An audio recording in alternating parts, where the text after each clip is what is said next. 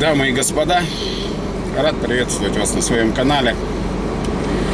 Ну, как говорится, выпустил видяшку про мною новый купленный мотор. И получилась целая куча комментариев от хейта до, как говорится, приятных пожеланий добра и удачи. Всем, кто, как говорится, оказался добрым, спасибо вам за ваши пожелания. Я буду надеяться, что этот мотор мне будет служить верой и правдой. Но, как говорится, возникли мысли.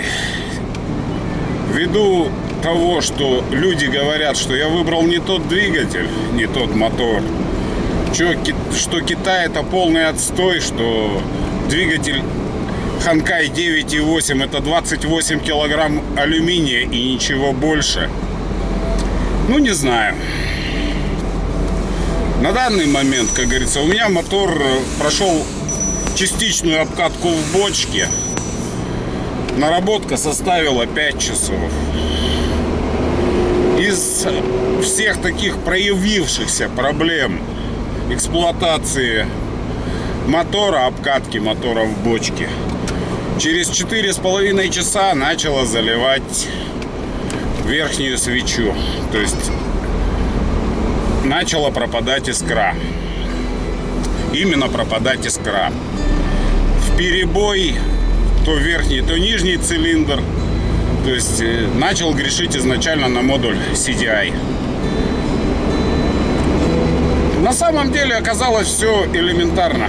Как и везде. Наличие кривых рук. Даже у китайцев. Проблема в том, что была плохо закреплена масса модуля. Соответственно, были перебои с искрой. Поэтому заливало цилиндр. Вычислить это, попробовал несколько вариантов. То есть поменял 3 комплекта свечей. От самих свечей ничего не зависело. Окончательно выкрутил свечи. Давай проверять на, грубо говоря, у меня пластины специальной нет для проверки свечей на лодочном моторе. Все это сделали на обычной проволоке. Закрепили свечи. Закрепили, как говорится, естественно, на массу и давай проверять. Оказалось, что на верхнем, что на нижнем цилиндре периодически были перебои с подачей искры. Когда начал вычислять, оказалось, что, я говорю, просто тупо. Минусовой провод китайцы привернули не в том месте. Привернули под модуль через пластик. Двигатель, когда 5 часов в бочке, да, все-таки он у меня нагрелся до 50 градусов, то есть вышел абсолютно на рабочую температуру. Причем не сразу, потому что, возможные переменные нагрузки, какие только возможно в бочке создать на треть газа при включенной передаче. Да, бочка, объем все-таки 120 литров. Нагреть ее тяжело, но сам двигатель все-таки сумел. Есть термодатчик, проверял термодатчиком. Двигатель прогрелся до 50 градусов. И, видать, все-таки пластик пошел. Ух ты, уехала камера. Так, возвращаем на место. Вот. Все-таки двигатель нагрелся до рабочей температуры. Ну и начались маленькие проблемы. Естественно, закрепил массу как положено на двигатель, без всяких проблем. Проблема ушла.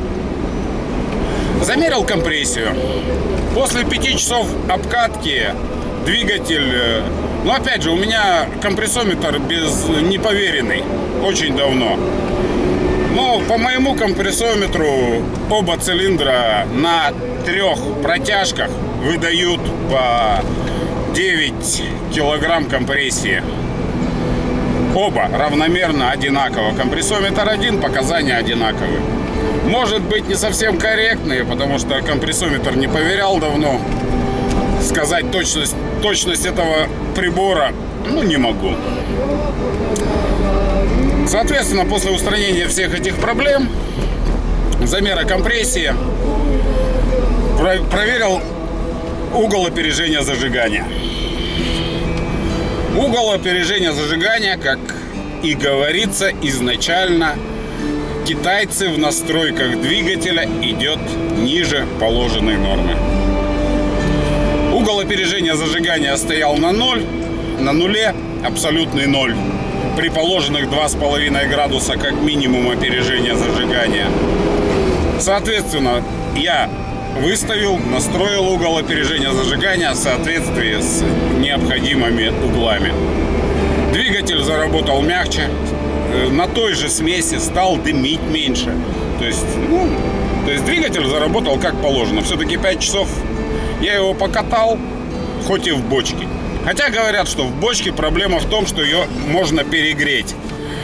Ребята, следите за температурой, и вы не перегреете двигатель.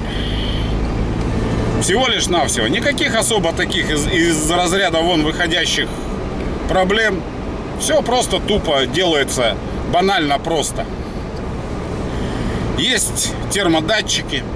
Следите за температурой. Плюс не ленитесь менять воду в бочке.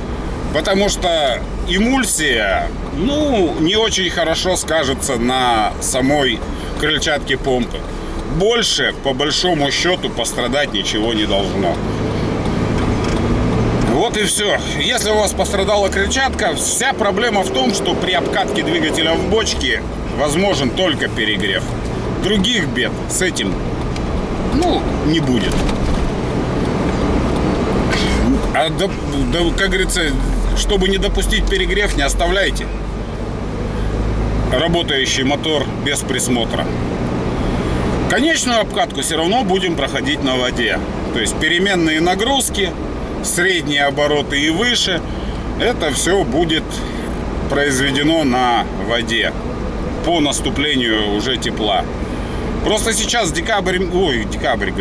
заговорился. Февраль месяц, морозы еще не отступили. Лед довольно-таки толстый. Как говорится, искупать мотор в воде, если сильно заморочиться, устроить обкатку двигателя в воде, можно. Взять ледобур, просверлить дырочку, взять пешню, пробить прорубь, придумать крепление двигателя на льду и запустить двигатель, да в принципе не проблема. Можно обкатать и в холодной воде. Там-то уж однозначно перегрева не будет. Потому что температура воды сейчас 1-2 градуса подо льдом. Это слишком муторно и замуторно, Это неинтересно. Вот, а в отношении того, что, как говорится, часть народа, что я купил не тот двигатель, все-таки вернусь к этой теме, что 28 килограмм алюминия купил за какие-то там деньги. Да, согласен, что Ханкай стоит недорого.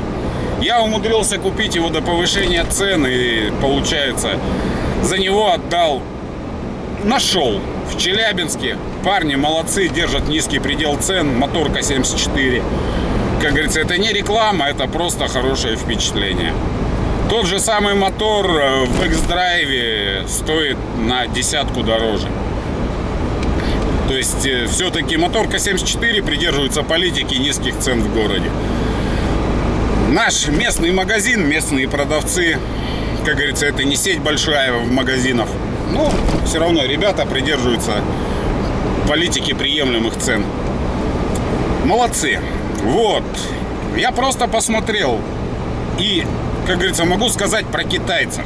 Я надеюсь, просто надеюсь. Китайцы выпускают 3 категории товаров всегда. Это было изначально, это есть и пока еще будет. То есть китайцы выпускают для себя, для тебя. И 3-я категория, да пошел ты. Вот, изначально наши российские люди, русский Ваня, который занимается закупом товаров в Китае, соответственно, брал категорию товара, да пошел ты. То есть это самая дешевая категория. То есть каждая категория, она, соответственно, стоит по-разному. Естественно, брали категорию «да пошел ты» и пытались продать по хорошей цене. Так как ввиду того, что все-таки начали давать гарантию, на товар. Я надеюсь, что все-таки теперь в закупе участвует категория для тебя. Хотя бы. Для себя я не уверен, потому что, ну, по большому счету, как говорят японцы, я знаю прекрасно, что Япония, Ямаха, Тахацу, в Японии, именно в Японии, производят двигателя с мощностью от 40 лошадиных сил. Все, что меньше, все производится в Тайване. Да, это тот же Китай с другим названием, другое производство, ну, может быть, контроль японцев. Но все равно, ребята, это тот же Китай. Как бы там странно ни звучало, Тайвань — провинция Китая. И моторы, произведенные под брендом Ямаха, Меркури, Тахацу, все это производится на Тайване. То есть, ребята, блин, я беру Ханкай, грубо говоря, за 70к у нас в Челябинске. А Тоха, Тахацу, тот же 9.8, тот же самый двигатель, только брендовый, он уже стоит 200к. А есть ли смысл платить бешеные бабки за Китай, за бренд? Как говорится, где гарантия того, что нас даже в этом отношении не обманывают? И вполне вероятно, что может быть, потому что, я говорю, Ханкай 9.8, да любой 9.8, они все слизаны с Тахацу. У них даже модуль зажигания тот же, взаимозаменяемый. Крыльчатки взаимозаменяемые. То есть все детали подходят от Тахацу. Так где гарантия, что, беря Тахацу, бренд, ты не берешь из наличия тот же самый Китай? Он и так является, даже по их заявлению, тем же самым Китаем, произведенным только единственное в провинции Тайвань. Но это же Китай, ребята. И платить в 3 раза больше за бренд. А имеет ли смысл? Не знаю. Мысли вслух. Да, брендованный Тахацу. Ну, не знаю. Где гарантия, что тот же самый Тахацу не является тем же Ханкаем? Потому что нас берем моторы Байкал, берем моторы Ханкай. Производитель вообще заверяет, что это одно и то же, абсолютно одно и то же. Ничем не изменяемая структура. То есть это один и тот же двигатель. Только является Ханкай не за бренд, включая российский, стоит дешевле.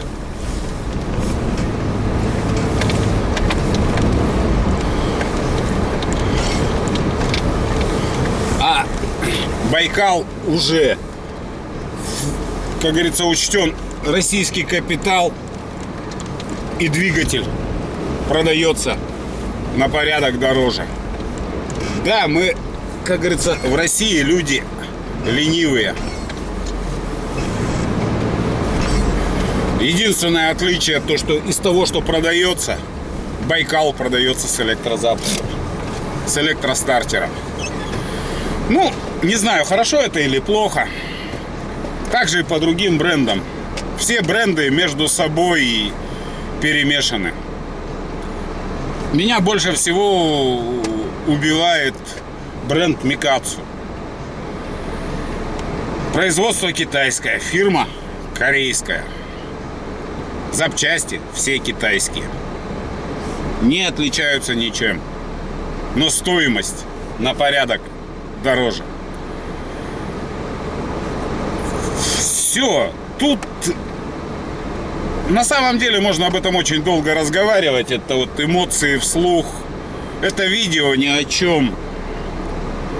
Так что, ребята, ну не знаю.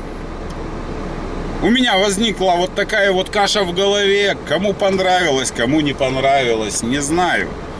Давайте поспорим в комментариях. Тут есть повод о чем поговорить. пишите комментарии. Все возможно. Может, где-то я не прав. Я смотрю со своей колокольни. Насколько эта колокольня высоко и насколько далеко я вижу, ну, не знаю. Это мое личное мнение, я его никому не навязываю. Но все равно я буду отстаивать свою точку зрения. Кто со мной не согласен, милости прошу в комментарии. Кто со мной согласен, ну, поставьте пальчики вверх. Кто совсем категорически не согласен и не готов спорить, ну, просто поставьте пальчик вниз. Мне интересна ваша реакция на мою точку зрения. Может, я где-то не прав. Я не являюсь гуру и прочее. Но с двухтактными моторами я знаком, получается, с 12-летнего возраста.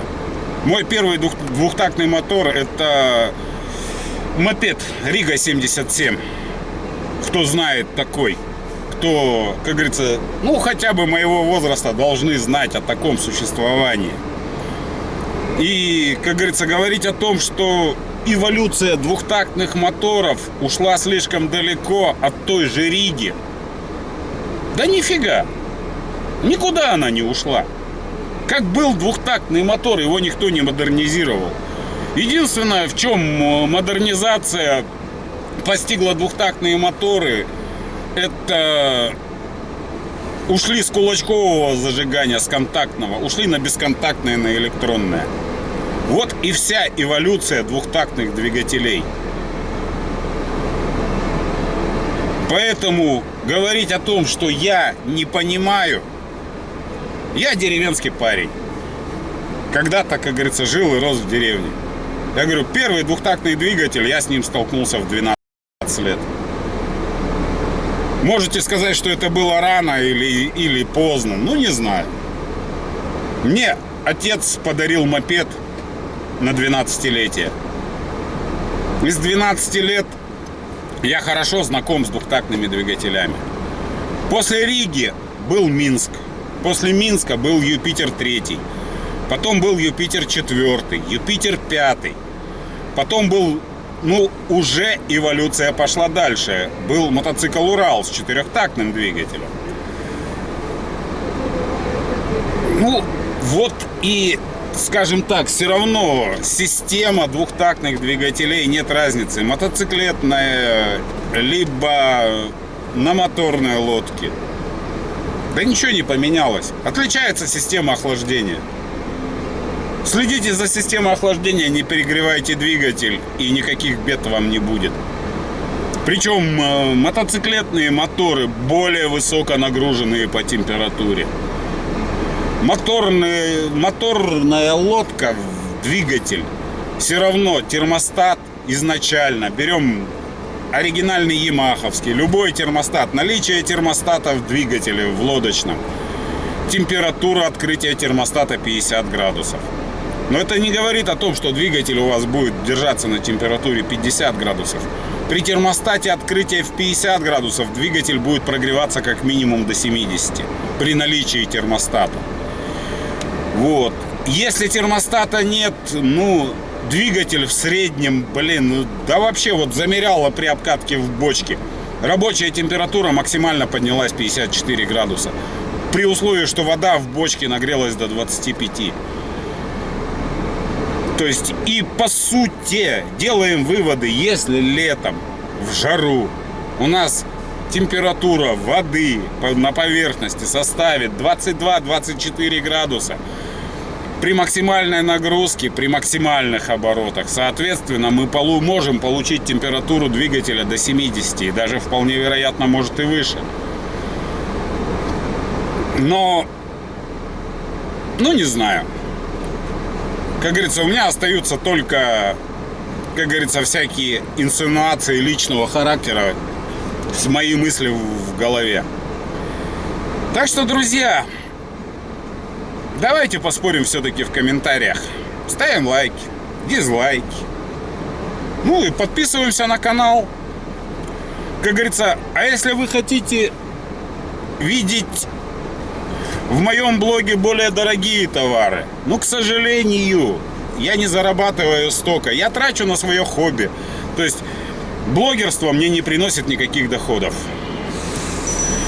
Это просто мое хобби.